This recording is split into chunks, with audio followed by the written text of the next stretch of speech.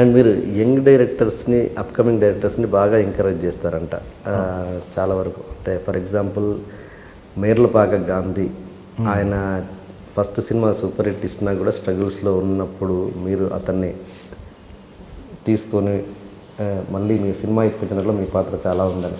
Cinema నేను ఇప్పించలేదు, అతను ఏం స్ట్రగుల్ అవ్వలేదు. అతను వెంకటాద్రి ఎక్స్ప్రెస్ తర్వాత వేరే బ్యానర్లో సినిమా చేయాలి వేరే హీరోతో. అక్కడ తను రాసుకున్న కథకని వాళ్ళకి ఏదో సింక్ అవ్వట్లే. వాళ్ళేమో కమర్షియల్ సినిమా ఫార్మాట్లో ఉండాలని ఆ హీరో అనుకుంటున్నాడు. అంటే హీరో సెంట్రిక్ ఫిల్మ్ అవ్వాలని తన ఉద్దేశం. గాంధీ ఉద్దేశం ఏంటంటే హీరో ఉంటాడు, బట్ 4-5 క్యారెక్టర్లు ఉండి, ఇంపార్టెంట్ క్యారెక్టర్లు ఉండి ఆ స్క్రీన్ ప్లే అలాగే ఉంటుంది గాంధీది. ఎప్పుడు ఓన్లీ హీరోయిజం అలా ఇతని స్కూల్ అది. సో అక్కడ వాళ్ళకి సింక్ అవ్వాలి. ఆ టైంలో నాకు చెప్పాడు ఇలా ఇది పరిస్థితి అంటే, సరే వేరే హీరోతో ట్రై చేద్దాం అనుకుని నేను ఇంకో హీరోకి ఫోన్ చేసి కథ వినంటే వెంటనే విన్నాడు. అది నచ్చి అయిపోయి అంతే. అది స్ట్రగుల్ అయిపోయి సినిమా లేక కదండి. సో ఆ విధంగా ఆ హీరోని పరిచయం చేయడం ఒక ఫోన్ కాల్ తప్పింది నేను చేసిందే లేదు. అది వాళ్ళకి చాలా పెద్ద హెల్ప్ ఉండొచ్చుగా. మీకు చిన్నదిగా కనిపించవచ్చు, కానీ చిన్నప్పుడు అది రాసిపెట్టి ఉంటుందండి. అగైన్ నేను మధ్యలో చిన్న కర్తను అంతే. ఇది అలాగా ఇప్పుడు మీ ఇంటర్వ్యూ నాకేంటి మన చందు మొండెట్ ఫోన్ చేసి బాగుంటుంది, చాలా బాగుంటుంది రా అన్నది. సో ఆ మాటతో నేను ఇక్కడికి వచ్చాను. అలా గాంధీ కూడా అనేవాడు మీ ఇంటర్వ్యూస్ ఆయన చాలా బాగుంటుంది, మీరు ఒకసారి చేయండి ఇది అని. ఓకే. సో వాళ్ళు ఏది ఫేవర్ చేసేస్తారు, నేను ఫేవర్ చేయడం కాదు. అది ఇట్ హ్యాపెన్స్ అంతే. అది అలాగా జరగాలని రాసిపెట్టి అది నా ద్వారా జరుగుద్ది, నేను జరగకపోతే ఇంకోటి ద్వారా జరుగుద్ది. అది జరగడం అనేది ఖాయం. అది వేరే వాళ్ళ ద్వారా జరగచ్చు అంతే.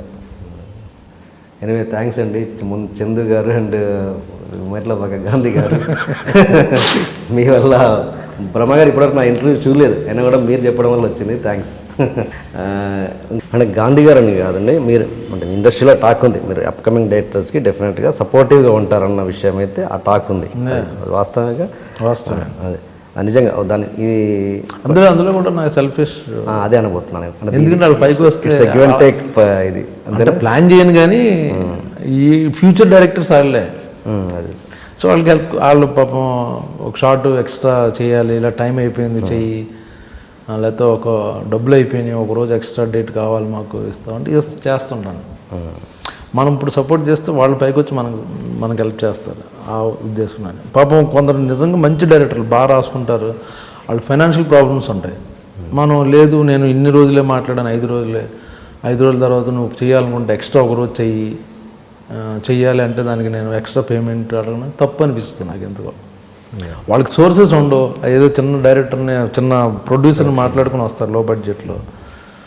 సో మన మీద ఇష్టం మీద పెట్టుకుంటారు. ప్రొడ్యూసర్లు ఏం చెప్తారంటే ఒక ఎక్స్ట్రా మేము చెయ్యం ఒకరోజు, కాదండి బ్రహ్మాజీ గారిని తెచ్చుకుంటాను, ఆయన డబ్బులు అడుగుతాడు, నేను అక్కడలే నేను ఫ్రీ చేసి పెడతాను ఒకరోజు అని చెప్తే అప్పుడు అలా హెల్ప్ చేస్తుంటాను. అది అంటే it's a give and take policy అంతేనా?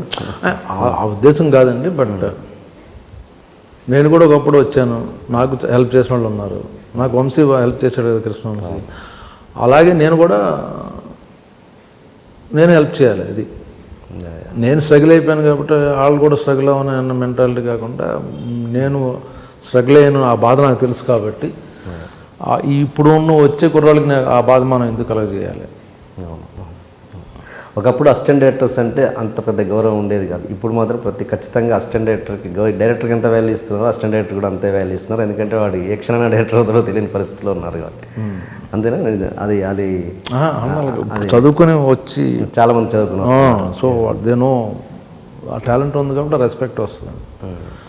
ఊరినే అసిస్టెంట్ డైరెక్టర్ అని ఇచ్చారని వాళ్ళతో ట్రావెల్ అవుతుంటే వాడుకున్న నాలెడ్జ్ బట్టి అప్పటికి ఇప్పుడు మారిందండి టోటల్గా. అండ్ మీరు సినిమాల మీద మీ అభిప్రాయాన్ని చాలా నిక్కచ్చిగా చాలా స్ట్రైట్ ఫార్వర్డ్గా డైరెక్టర్కి చెప్పేస్తుంటారంట. అంటే మీరు యాక్ట్ చేసిన సినిమాలను కూడా ప్రేమ సినిమా విషయంలో కూడా చందు గారికి అలాగే చెప్పారంట. చూసి డబ్బింగ్ చెప్తున్నప్పుడు ఏమంతా డబ్బింగ్ చెప్తున్నప్పుడు దాన్ని బిఫోర్ యాక్ట్ చేస్తున్నప్పుడు అంతగా లేదు, డబ్బింగ్ చెప్తున్నప్పుడు మాత్రం చాలా బాగా చేశాడు అన్నట్టు. ఎవరు ఎప్పుడు కరెక్ట్గా స్ట్రైట్ ఫార్వర్డ్ చెప్పినప్పుడు ఎవరు అప్పుడు హర్ట్ అయిన సందర్భాలు లేవా? హర్ట్ అయితే వాళ్ళు బ్యాడ్ లక్ అండి. నేను నిజం చెప్తున్నాను. అదే నిజం ఎందుకు చెప్తున్నాను, అతని మీద ఇష్టం ఉంది కాబట్టి. సో అది కూడా నేను వాళ్ళ రిసీవ్ చేసుకుంటారన్న ఉద్దేశంలో చెప్తాను, వాళ్ళకే చెప్తాను. ఓకే. ఈగో ఉన్న డైరెక్టర్కి నేను తీసిందే కరెక్ట్ అన్నాడు చెప్పను.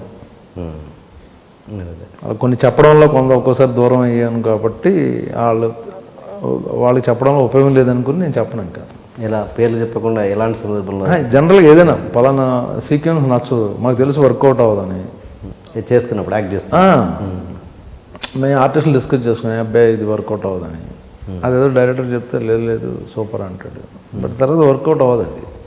ఓకే. సో తీసుకుని ఏమైనా ఆలోచించి ఇలా ఓకే చేసుకుంటే వాళ్ళకే బెటర్. ఓకే. బట్ ఇప్పుడున్న డైరెక్టర్స్ అలా ఎవరు లేరు, ఈగో ఫీల్ అయిపోయి అందరూ ఫ్రెండ్లీగా. అసిస్టెంట్ డైరెక్టర్ ఇప్పుడు కొరటాల శివ ఉన్నారు, అతని దగ్గర ఎవరికైనా వెళ్ళిపోయి అసిస్టెంట్ డైరెక్టర్లు కూడా అంత ఫ్రీడమ్ ఇస్తాడు. అన్న ఇప్పుడు ఇది కరెక్టేనా, లేకపోతే ఈ సీను, లేకపోతే ఈ డైలాగు, చిన్న మూమెంట్ అది కరెక్టేనా అని ధైర్యంగా అడగగలరు. తను చెప్తాడు కూడా ఈ విషయంలో ఇలా అనుకుంటున్నాను ఆ కన్విన్స్ అయితే ఓకే, లేకపోతే తను వింటాడు కూడా. సో అంత పెద్ద డైరెక్టర్ ఇప్పుడు, బట్ చాలా క్యాజువల్గా ఫ్రెండ్లీగా ఓపెన్గా అందరూ ఇప్పుడు అందరూ అంచుమించుకు అలా ఉంటున్నారు. ఎవరో నేను చేసిందే కరెక్ట్ అంటలేదు. సో సరే టీం వర్క్, వాళ్ళు అనుకున్న దాంట్లో ఒక్కోసారి మనం ఒకేసారి కొత్తగా ఉన్నప్పుడు మనకేదో చిన్న ఫాల్ట్ తెలుస్తుంది. సో మనకు అనిపిస్తుంది ఇది కరెక్టేనా కాదా అని. ఓకే. ఓకే.